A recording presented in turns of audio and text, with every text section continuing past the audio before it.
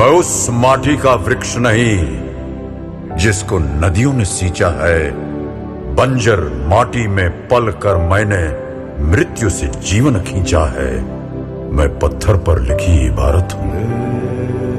मैं पत्थर पर लिखी इबारत हूं। शीशे से कब तक तोड़ोगे?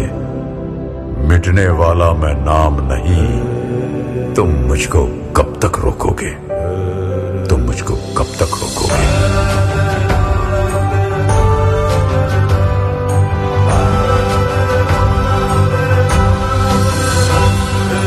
इस जग में जितने जुल्म नहीं उतने सहने की ताकत है। इस जग में जितने जुल्म नहीं उतने सहने की ताकत है। तानों के भी शोर में रहकर सच कहने की आदत है। मैं सागर से भी गहरा हूं।